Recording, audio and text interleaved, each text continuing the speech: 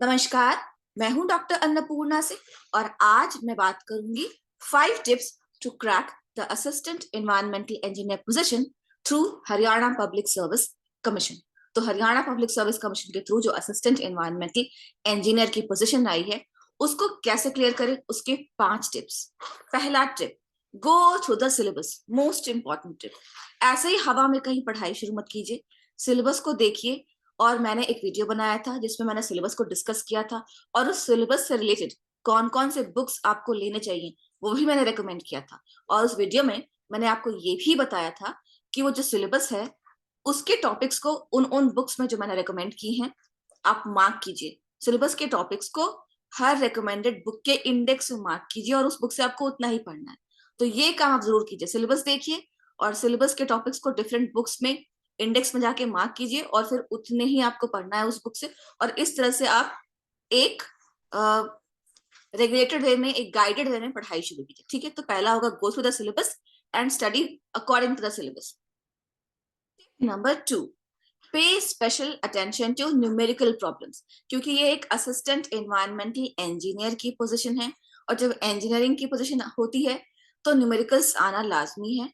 क्योंकि अब हर एग्जाम का लेवल थोड़ा थोड़ा इनहांस हो रहा है, लेवल और टफ हो रहा है, कंपटीशन और टफ हो रहा है, तो न्यूमेरिकल्स जरूर आएंगे। तो जो भी आपके डिफरेंट टॉपिक से न्यूमेरिकल्स बनते हैं उनको भी साथ में उन बुक्स के थ्रू सॉल्व करते जाइए। मैं न्यूमेरिकल्स का एक प्रैक्टिस टेस्ट लाऊंगी पर वो इनफ नहीं होगा। आपको जो मैंने बुक्स रिकमेंड की हैं उससे न्यूमेरिकल्स सॉल्व जरूर करते जाइए क्योंकि न्यूमेरिकल्स एग्जाम में आएंगे। इसके अलावा जो 10th लेवल का अरिथमेटिक होता है उसके बेसिस पर भी न्यूमेरिकल्स आएंगे, तो वो भी अपना कॉन्सेप्ट आप क्लियर रखिएगा। तो न्यूमेरिकल्स पर ध्यान दीजिएगा। Tip number 3, pay equal attention to all topics. Assistant environmental engineer की पोजीशन है तो जाहिर है कि एनवायरमेंट के फील्ड से काफी सारे क्वेश्चंस आएंगे, पर उसके अलावा fluid mechanics, industrial engineering, chemical engineering, ये सारे टॉपिक्स जो उस एग्जाम के सिलेबस में है उससे भी क्वेश्चंस आएंगे। तो ये सब टॉपिक्स को भी, जो बुक्स मैंने रेकमेंड किए हैं या जो बुक्स इन टॉपिक से रिलेटेड आपको खुद को पसंद है, उन्हीं से भी आप इन सब टॉपिक्स की भी तैयारी करते रहें, किसी भी टॉपिक को इग्नोर ना करें। ठीक है, तो तीसरी टिप ये है कि हर टॉपिक की तैयारी लगातार करते रहें।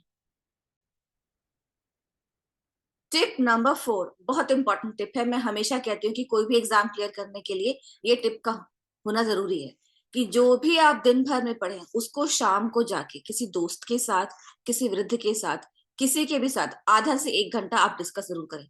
दिन भर में आप जो पढ़ें उसको शाम को डिस्कस करें। उससे क्या होता है कि आप जब उस बात को डिस्कस करते हैं तो आपका कॉन्सेप्ट क्लियर हो जाता है और दिन भर में जो आप पढ़ते हैं वो आप रिटेन करते हैं दिमाग में, वो आप कभी नहीं भूलते। कहते हैं 20 years of studying books is equivalent to just 2 hours of discussion। Discussion बहुत इंपॉर्टेंट होता है, उससे कॉन्सेप्ट दिमाग में रहता है, कॉन्सेप्ट क्लियर होता है और जो आप पढ़ते हैं वो आप कभी नहीं भूलते। ठीक है, तो जो भी आप दिन भर में पढ़ें वो शाम को आधा 1 घंटा किसी के साथ डिस्कस जरूर करें ताकि ताकि आपकी एग्जाम की तैयारी पक्की हो जाए और आपका कॉन्सेप्ट बिल्कुल क्लियर हो जाए। ठीक है। Tip number 5, final tip. Final tip ये है कि एक लिमिटेड टाइम में एग्जाम होता है, कोई भी, जैसे 2 घंटे का एग्जाम है उसमें आपको 100 क्वेश्चन सॉल्व करने हैं। तो ये प्रैक्टिस आप घर पर भी करें। जैसे जैसे एग्जाम पास होता है और आपकी तैयारी और पक्की होती जाती है, आप एग्जाम के 2 से 3 सैंपल पेपर्स को 2 घंटे के टाइम में सॉल्व करके एक घड़ी के साथ बैठें और 2 घंटे के अंदर एग्जाम का सैंपल पेपर सॉल्व करें। उससे आपको ये समझ में आ जाएगा कि एग्जाम में आपकी परफॉर्मेंस कैसी होने वाली है।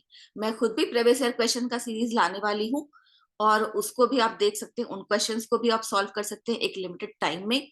तो वैसे जरूरी नहीं है कि हरियाणा पब्लिक सर्विस कमीशन के थ्रू ही, किसी और एग्जाम के थ्रू भी अगर असिस्टेंट एनवायरमेंटल इंजीनियर का या इवन साइंटिस्ट बी का एग्जाम हुआ है और उसका सैंपल पेपर आपके पास है तो आप उसको भी एक लिमिटेड टाइम में सॉल्व करके देखिए कि आप इतने कम समय में क्वेश्चन सॉल्व कर सकते हैं या नहीं, और उससे आपको कॉन्फिडेंस आएगा और आपका एग्जाम क्लियर होगा। ये सभी टिप्स स्क्रीनिंग के एग्जाम के रिलेटेड थे। इसके बाद एक सब्जेक्ट नॉलेज टेस्ट भी होगा जो सब्जेक्टिव टाइप होगा और फाइनली एक इंटरव्यू भी होगा इस एग्जाम में। ठीक है, तो आज के लिए इतना ही। मिलती हूँ आपसे अगले प्रैक्टिस टेस्ट में। तब तक के लिए जय हिंद, जय भारत और आपको इस एग्जाम के लिए ऑल द बेस्ट।